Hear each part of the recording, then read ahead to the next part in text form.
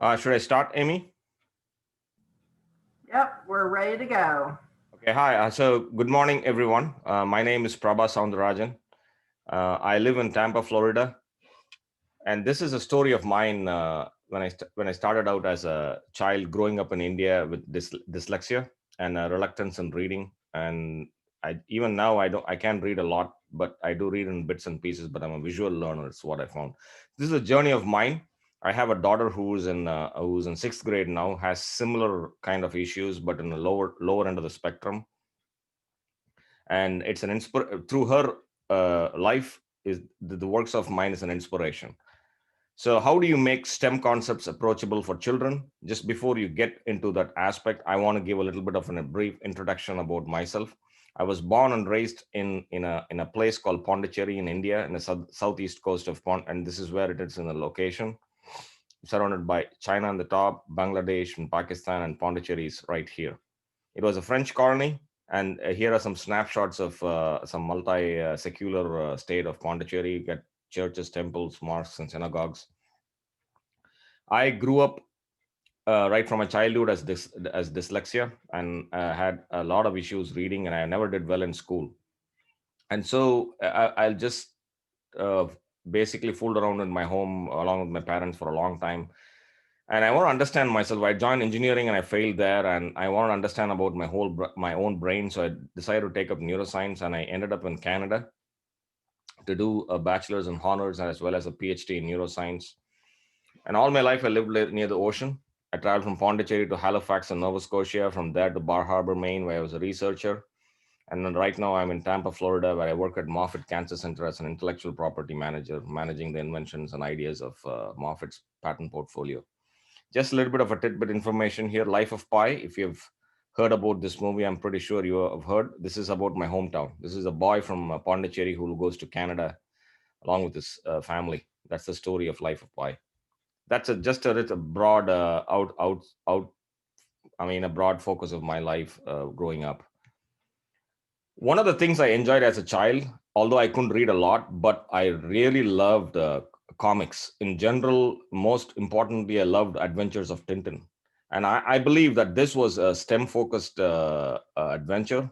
And the reason why I put this destination of moon, and we are in Florida and Floridians and Cape Canaveral close by, it's incredible how the nuances, the vignettes, and all the details about space travel and everything was captured so beautifully. And I could read these books right 10 times a day. Nothing. I would never get bored. I would learn a lot through this. And that was a clue in in myself that maybe my brain is not wired the way it should be expected with one size fits all glove model in education system. So, and it turns out after I came here and I started writing children's stories, these articles have been coming up, popping up on and off, like what actually happens in your child's brain when they read a story, or how can a picture book be a powerful resource for a child.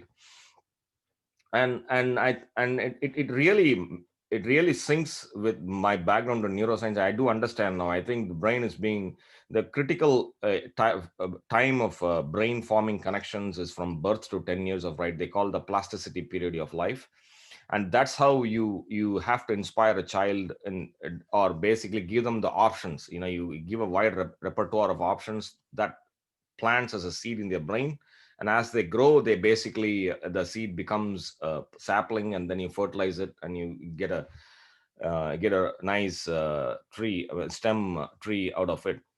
And these experiences led talks about, even in terms of real architecture of the brain. If you look at the 2 years, you have tons of brain cells called neurons forming connections by 2 years. And these neurons get trimmed, and they form their connections into a proper circuit to give a holistic representation of an individual, if you will.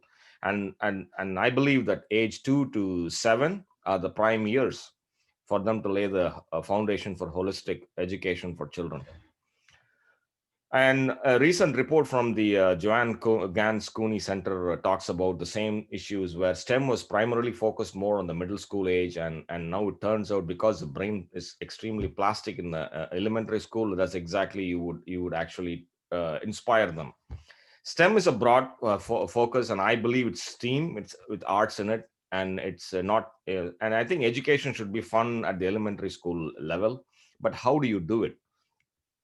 And children's picture book, I believe, are the first introduction to science. Actually, you can actually take a picture book. It's all of a sudden like you tell the story, and you can actually embed things into it, and they understand concepts, they remember it, they visually see it. It's more interesting. It's less intimidating than regular textbooks, and more so, it's a picture book, or it's a tool for a teacher. It's a medium or a conduit for a teacher to be able to tell a story and teach the child based on the stories in the different aspects of life, including STEM. Because a teacher by himself or herself is not a specialist in all areas. So the way I look at these books is, how can I help a teacher to help a student? That's the backdrop behind these development of things. And if you look at the present landscape of children's book, there are some fantastic, phenomenal books there. I mean, including the Rosie Revere series, the What Do You Do series, and all these are phenomenal stories, great stories, and they are being read to elementary school, and it's fantastic. The children are getting inspired. But inspiration is the first step. Then you build on the inspiration to get them to the next level, to really understand how do things work in the real world space. So the question then comes in, how do you introduce these real world STEM concepts to these pre-K or elementary school children in a fun and creative way? That's one of the things. And what I my perspective comes in is, the way you do this, you create characters, just very much like how Disney created Mickey Mouse, and so that you can and he lent on Mickey Mouse to entertain children. So I've thought of my idea or hypothesis, if you will, it's still currently being worked out, is, can I create characters that children can lean on and learn from, and they can relate to? And that's the whole purpose of this Boon-dah learning system, which we created. And we have the three central characters here, and one of the key is Pumpus, who's a pumpkin, and he's a smart guy, and Philbin, the garbage can, and Filberta, the pink robot. So these three people, these three personalities go on different adventures, and you tell a story, and I'm going to show you some stories. And I didn't stop there. So the recently we've taken the storybook and added a workbook along with that. It's a combo pack. What you do is, a child reads the story, and you have a bunch of sheets of exercises, and it ends up with a quiz, so that you can test the retention of the knowledge, if you will. And each story is now tied to a DIY kit for an experiential learning component, and then we have a digital activities like interactive learning and interactive activities, including Google. We have set up a lot of these digital bundle, including Google Classroom slides, a PowerPoint slide, depending on how high tech or traditional technology based classrooms. So it's a package, is an experience. Each story, we believe, is an experience which contains these three components: the story, workbook, DIY kit, and the digital activities. And I'm going to tell you about what this. It's a multi-sensory approach. The reason why I've created this thing is, currently education is more like a one size fits all. I think I see a lot of teachers here, they're doing a great job in helping children, but I think as a citizen of any country, or the global citizen, if you will, our job is to help teachers with provide them the tools that they are comfortable with, and it's an easy learning approach, not put too much pressure on them, and that is a conduit for them, through them, into the children's life. And the system which I created is a multi-sensory approach. Some kids can be visual, some kids can be tactile, they like to touch a page, and some kids can be completely experiential, and some love hearing and understanding. So that's the reason why we went on a multi-sensory approach. It's a wholesome 360-degree experience. You have the physical book to handle, a DIY for experiential learning, and you have the digital bundle for all kinds of retention and more of an entertainment, if you will. And so that is the backdrop, and I'll give you an example of our, I think.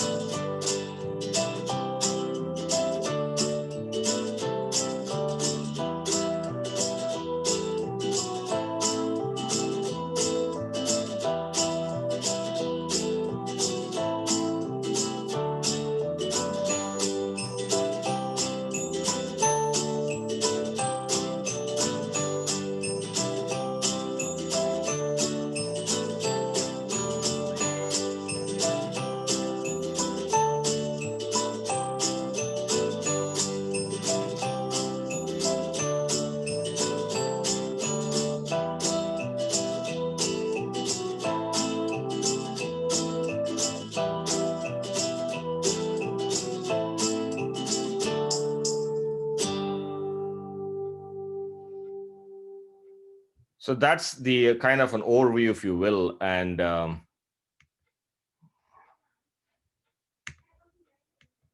need to go to the next slide. So this is the first. These are the three stories I've written recently. The first one was the glowing idea, which was published a few years ago. That's a story where they go on a Halloween adventure. He brings everything except the matchstick. So how do you make fire? They teach them friction, and every book in the back has the safety features of fire, for example, and also teaches the inventions of fire and has some kind of a DIY activity in all three stories. The second one is flowing, where they go on a treehouse adventure. He brings a flashlight without batteries. How do you make electricity using a water wheel and a dynamo, which is nothing but a motor? This growing idea, they go on a growing gardening adventure. They realize there's very little water coming out of the pipe. So how do you water the plants? Drip irrigation. I call it a trickler sprinkler. They built it and they're successful in it, and it has a kit associated with it, and that's how it's been experienced. And the recent last 2 3 months, we've been launching these story and workbook, which basically combines all the story plus a workbook and activities it's everything in one book, so they can actually do the activities, and it could be used as a learning tool in schools as a lesson plan for maybe even for a week or 2 weeks. It could be run. It has everything in it, right from beginning, middle, and end. Can you write your own story? Can you think of a different ending? And what is a conductor or insulator? Can you describe a well, for example, and things like that? And Here is an example of the DIY kit, which we built for both the flowing and the growing kit, if you will, a drip irrigation. So the growing kit is mostly on you grow three kinds of plants, including a pumpkin, and an optional activity is to be able to build a trickler sprinkler, which is a drip irrigation model, which is more on the engineering side of things, which we are testing it right now, along with some children and teachers. Yeah. So one of the things I want to show you is a YouTube video we made about the growing idea. Now this is going to be challenging. When I click this, I might have to exit and then come back, and just please bear with me. So Amy, are you able to see? You're not able to see this, right? Yes, we are. You're able to see the YouTube video? Yes. The many, awesome, inspiring, wonderful adventures of Pumpus and Friends. Pumpus has a growing idea. Pumpus loved to read about great ideas and inventions. His favorite inventors were Grace Hopper and Thomas Edison. Pumpus had two best friends, Philbin and Philberta, who loved to hang out with him, especially when he went on gardening adventures. It was a beautiful spring morning. Pumpus and his friends were planning to plant their vegetable garden on a patch of land they had found in the woods that also had a well and a water tap. They started their hike early in the morning. The three friends hiked through the forest, over a stream, and reached the gardening spot by lunch. They were all ready to begin the fun gardening activity they had planned, but as Pumpus checked the well and turned on the water tap, he suddenly realized something. The tap had very little water coming out. Oh no, said Philbin and Philberta, and they wondered if the fun they had planned for the day would be a distant dream. Luckily, Pumpus had brought his book of inventions, where he kept the best ideas of his favorite inventors. Boon-dah! Pumpus yelled, I have an idea. Let's make our own trickler sprinkler, said Pumpus. What is a trickler sprinkler? Asked a puzzled Philbin. It says here in my book of inventions that a trickler sprinkler is a way of applying water slowly to the roots of plants, explained Pumpus. How do you apply water slowly to the roots? Asked Philberta. By using pipes, tubes, or a hose that have very tiny holes in them, explained Pumpus. He showed his friend the long hose that he had in his backpack. Philbin and Philberta grew excited. Pumpus quickly extended the hose and gathered the tools he would need in order to build the trickler sprinkler model, also known as a prototype. He was careful to follow all the safety rules and to wear gardening gloves. Pumpus made tiny holes along the hose, one every 12 inches, and was ready to place the hose in the ground. Suddenly, he realized they didn't have any mulch. Uh-oh, said Filberta and Philbin, worried that the plants wouldn't grow if they couldn't keep the ground moist. But then something happened. Pumpus quickly realized that the dry leaves in the forest, which were still on the ground from last fall, were similar to mulch. Philbin and Filberta quickly gathered lots of dried leaves, while Pumpus started placing the plants. The friends worked together until the dry leaves were placed around each plant. The leaves will help keep the soil around the roots moist as the water drips from the hose, Pumpus explained. And that's how a trickler sprinkler works.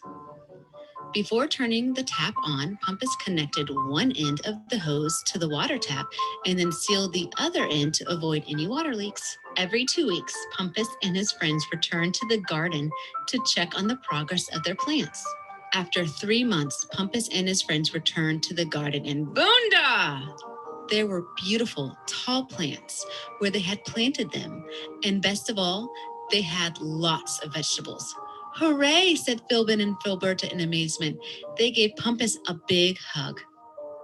That night, the three friends shared stories about their outdoor adventures, came up with ideas on how they could help protect the earth, and snack on the vegetables from their garden. It was the best gardening adventure ever.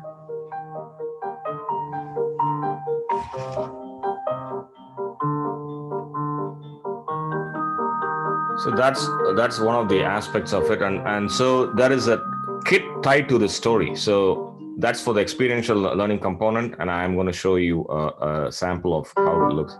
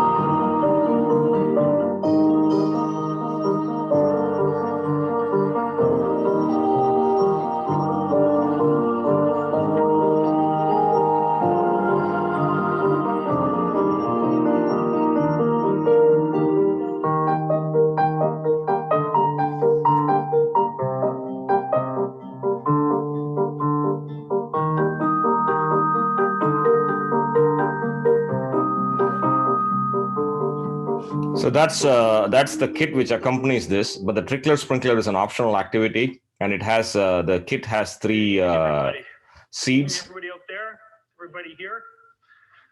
Welcome to session 4 in leadership. I'm sure you. Oh, sorry, man.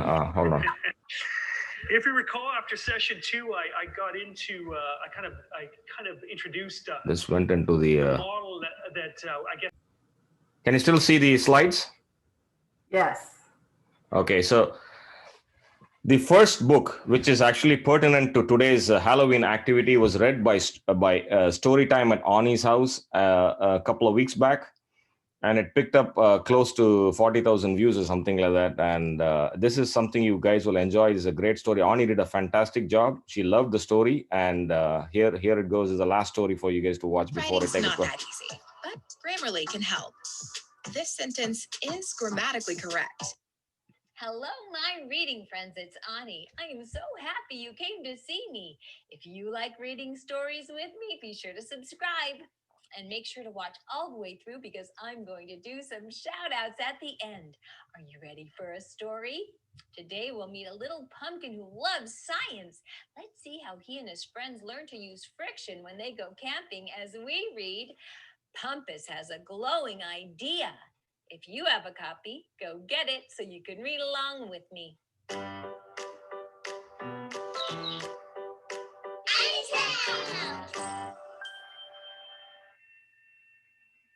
Pumpus Has a Glowing Idea by Prabha, illustrated by Jack Spellman.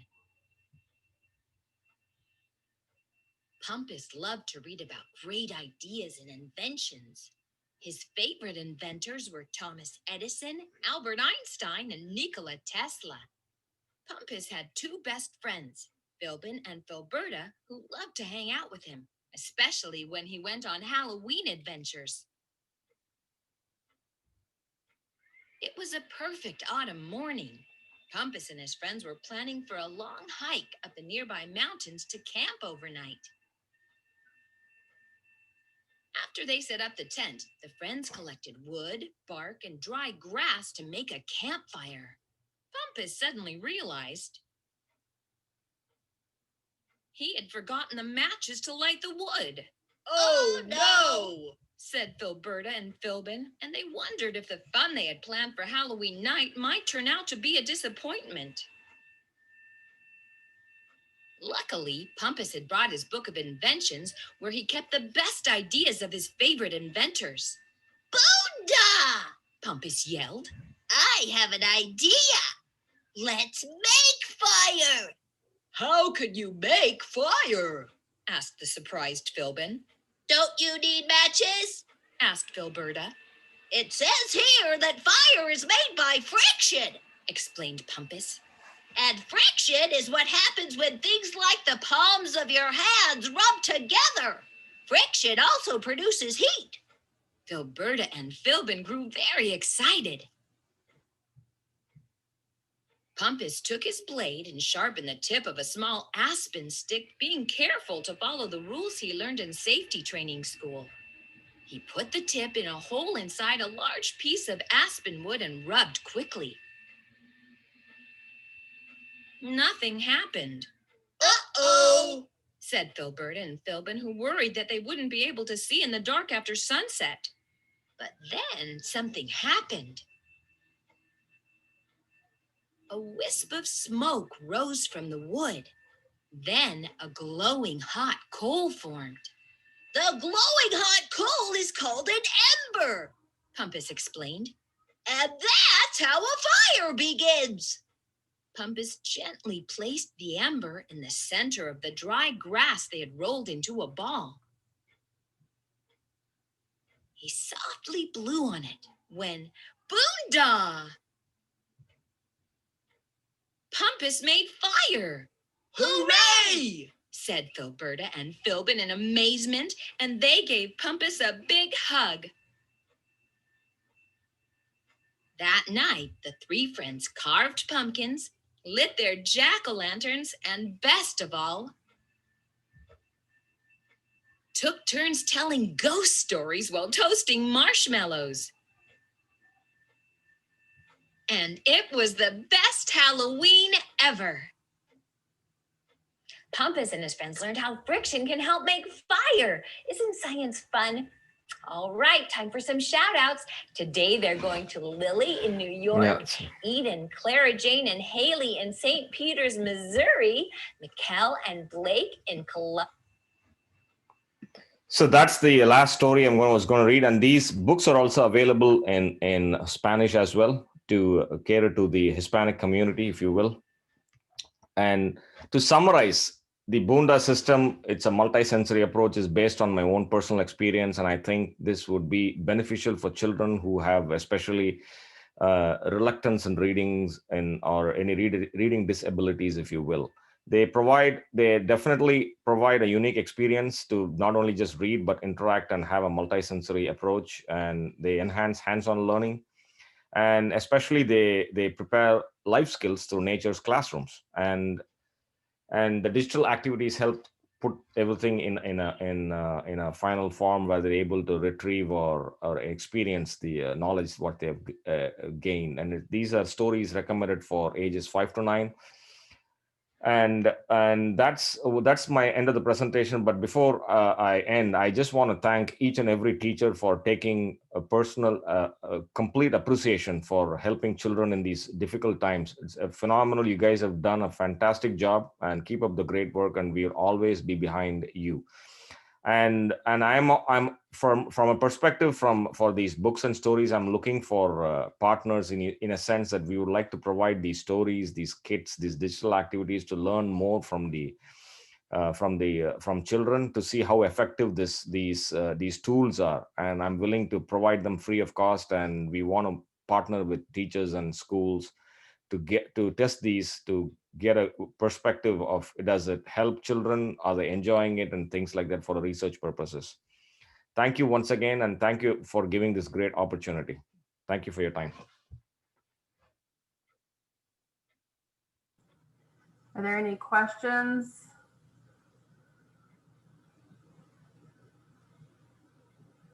Please feel free to reach out to me, and I'm always there, and I can I'll respond to you as ASAP, and any questions, I'm ready to help.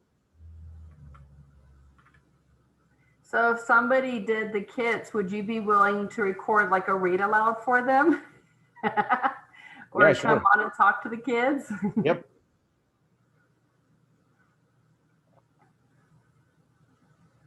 Okay.